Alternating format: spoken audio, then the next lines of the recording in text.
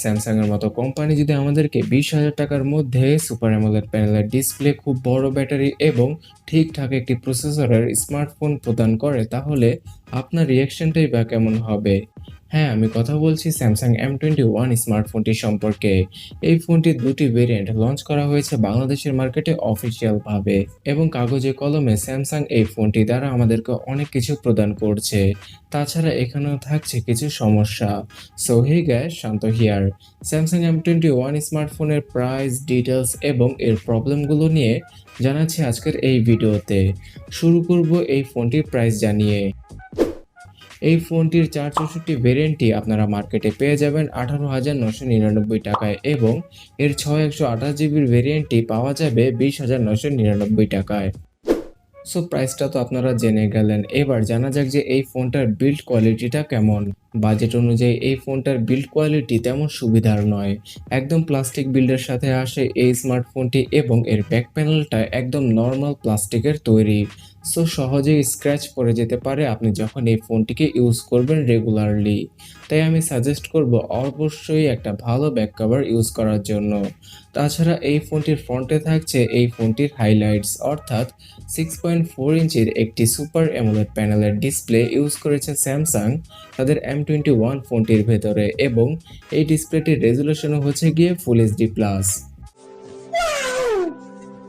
তবে এখানে latest gorilla গ্লাসের প্রোটেকশন না দিয়ে backdated gorilla glass 3 protection use করেছে স্যামসাং। অবশ্যই আপনারা বুঝতে পারছেন কেন এই কাজটি করেছে। হ্যাঁ, কস্ট কাটিং করার জন্যই তারা এই কাজটি করেছে।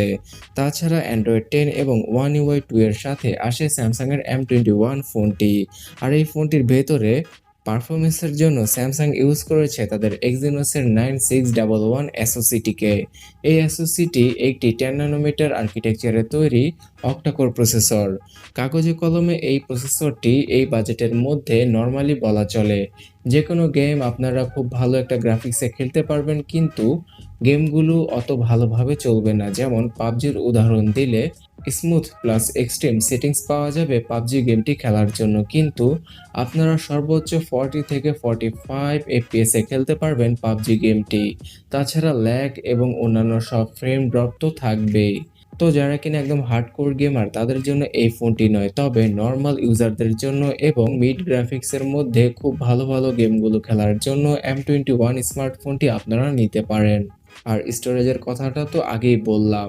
সেই স্টোরেজের পাশাপাশি আপনারা স্টোরেজ এক্সপেন্ডও করতে পারবেন এই ফোনটির ভেতরে, কারণ ডেডিকেটেড মাইক্রোএসডি কার্ড স্লটের মাধ্যমে প্রায় 512 জিবি পর্যন্ত মেমোরি কার্ড আপনারা ইউজ করতে পারবেন এই ফোনটিতে। তাছাড়া স্টোরেজ হিসেবে UFS 2.1 এর স্টোরেজটিকেই ইউজ করা হয়েছে, যেটা কিনা খুবই ভালো একটি ব্যাপার। এবার ক্যামেরা সেকশনের পালা। 48 মেগাপিক্সেলের প্রাইমারি লেন্স, 8 মেগাপিক্সেলের আলট্রা ওয়াইড এবং 5 মেগাপিক্সেলের ডেপথ সেন্সর থাকছে M21 ফোনটির রিয়ার প্যানেলে, এবং রিয়ার প্যানেলে ফিঙ্গারপ্রিন্ট স্ক্যানারটিকেও পেয়ে যাবেন আপনারা। তাছাড়া 20 মেগাপিক্সেলের সেলফি ক্যামেরা ইউজ করা হয়েছে এই ফোনটির সেলফি ক্যাম হিসেবে। অবভিয়াসলি রিয়ার ক্যামেরা দ্বারা 4K ভিডিও রেকর্ডিং, স্লো মোশনের ফিচার এবং EIS এর ফিচারটিও থাকছে, কিন্তু ফ্রন্ট ক্যামেরায় সেই আগের মতোই 1080p রেজুলেশনে ভিডিও রেকর্ড করতে পারবেন সর্বোচ্চ আপনারা। এছাড়া এই ফোনটির যে সবচেয়ে বিশেষ ফিচার সেটা হচ্ছে গিয়ে 6000 mAh এর ব্যাটারি। আর এই 6000 mAh এর ব্যাটারির জন্য প্রায় 2 দিনের মতো ব্যাটারি ব্যাকআপ তো ইজিলি পাওয়া যাবে। তাছাড়া 15 ওয়াটের চার্জিং স্পিড থাকছে এই ফোনটিকে চার্জ করার জন্য, যেটা কিনা ব্যাটারি হিসেবে অনেকটাই কম, কারণ 6000 mAh এর ব্যাটারিকে চার্জ করতে আপনার প্রায় 3 ঘন্টারও অধিক সময় লাগতে পারে। এছাড়াও অন্যান্য সব প্রয়োজনীয় সেন্সর এবং USB টাইপ সি পোর্টটি থাকছে এই ফোনটির ভেতরে। সো বন্ধুরা, আপনারা বুঝতেই পারলেন M21 স্মার্টফোনটি 20,000 টাকার আশেপাশে খুব ভালো একটা প্যাকেজ হয়ে দাঁড়ায়। আর যারা কিনা স্যামসাং এর ফোনগুলো ইউজ করতে ভালোবাসেন এবং এই বাজেটের মধ্যে একটা ভালো ফোন চাইছিলেন, তাদের জন্য এই ফোনটি বেটার হবে। তবে এখানে যে প্রবলেমটা থাকছে সেটা হচ্ছে গিয়ে এই ফোনটির বিল্ড কোয়ালিটি এবং এর প্রসেসরটি। এছাড়াও স্যামসাং তাদের এম সিরিজের প্রাইসটাকে অনেক কমানোর জন্য এর সফটওয়্যারের মধ্যে বেশ কিছু ফিচার মিসিং করে দেয়, অর্থাৎ নক সিকিউরিটি এবং অলওয়েজ অন ডিসপ্লের মতো ফিচারগুলো আপনারা এই ফোনটির ভেতরে পাবেন না। এই ফিচারগুলো তারা তাদের এ সিরিজ থেকে শুরু করে এস সিরিজের ফোনগুলোর মধ্যে দিয়ে থাকে এবং এম সিরিজের মধ্যে যে ইউআইটা তারা ইউজ করে সেটা অনেকটা নর্মাল একটা ইউআই, অর্থাৎ ইউজার ইন্টারফেস। তো এখানে আমি বলব যে আপনারা যদি এই জিনিসগুলোকে এভয়েড করতে পারেন তাহলে M21 স্মার্টফোনটি আপনারা নিতে পারেন। এছাড়া এই বিষয়ে যদি আপনার বিশেষ কোনো মতামত থেকে থাকে তাহলে অবশ্যই কমেন্ট সেকশনে লিখে ফেলুন। তাছাড়া ভিডিও ভালো লাগলে লাইক আর এই চ্যানেলটিকে সাবস্ক্রাইব করে পাশের বেল আইকনে ক্লিক করে রাখুন এইরকম ভিডিওগুলো ভবিষ্যতে মিস না করতে চাইলে। তো দেখা হচ্ছে পরবর্তী ভিডিওতে। টাটা।